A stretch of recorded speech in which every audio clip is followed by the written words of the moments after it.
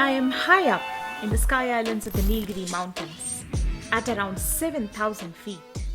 This is the Shola grassland ecosystem, home to unique plants and animals that live nowhere else in the world. I am Radha Rangarajan, a wildlife photographer and filmmaker. I am here in the Nilgiris to film a bird. The Nilgiri Laughingthrush has lived for 5 million years. It has survived everything, from changes in the climate to the arrival of new predators. Yet, there could be as few as 2,000 of them remaining in the wild. How is the bird coping now, when this beautiful landscape is changing so fast?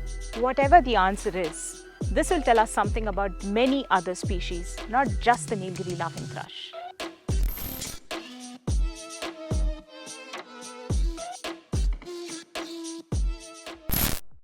The Nilgiri Laughingthrush is dependent on its ecosystem, and you can't separate this Shola habitat where it lives in from the species. And this is a sky island species that never can actually leave the island. It's found only on these mountaintops. I can hear them calling all around me, but I can't see them.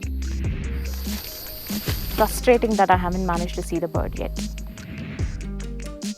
They're really fighting me.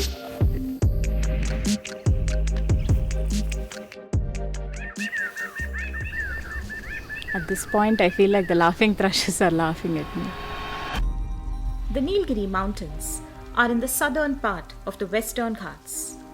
The landscape in the Nilgiris has changed very much over the past 200 years.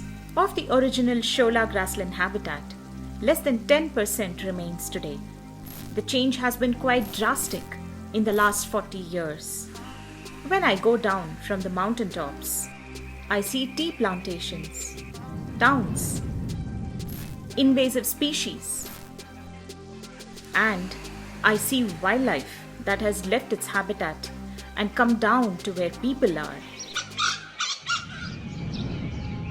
Sharada is part of the Keystone Foundation, which is working to restore the Shola grassland ecosystem in the Nilgiri Mountains. So Sharda, I've been looking for the Nilgiri Laughingthrush all over the place, in Sholas and everywhere basically.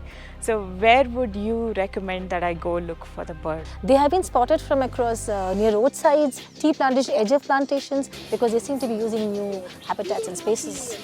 So I've been seeing wildlife outside of forest areas. Is this really widespread across the region? It's only in the early 2000s that people have observed the gores at least coming out of the forest, a long way off the forest into tea plantations. Bears actually coming down to look at bakeries and see what's on offer. The restoration work that Keystone Foundation is doing makes me hopeful that the animals of the Nilgiris will have wild habitats to go back to. And what's more, she also told me where I could find the Nilgiri Laughingthrush. And நீங்க இந்த bird பாத்திருக்கீங்களா? இல்ல இங்கே பார்த்தது இல்லையா? இல்ல இங்கே பார்த்தது இல்லைங்க. இல்லையா? கொஞ்சம் அந்த பக்கம் தள்ளி போனா கொஞ்சம் பார்க்கலாங்க. அந்த பக்கம். ஆமாங்க. இந்த bird பாத்திருக்கீங்களா? பார்த்திருக்கேன் மேடம். இங்கே பார்த்திருக்கேன் madam. The people who manage these busy tea stalls have been seeing the birds foraging in their dustbins every day. In the last 30 minutes, I have seen about 8 species of birds visiting this garbage dump, a few of which aren't usually seen outside of Shola Forest.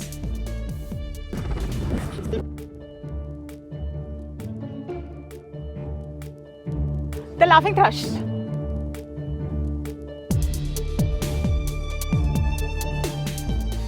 It's going to come and pick up food. I can't believe they're eating fried things. The bird, one more came. One more bird came. Okay, it's also going to pick up food. Okay, I can't believe I finally saw the bird. And honestly, I don't know whether to be happy that I saw the bird or to be sad that it's eating from a garbage dump. I had been looking for this bird all over the place.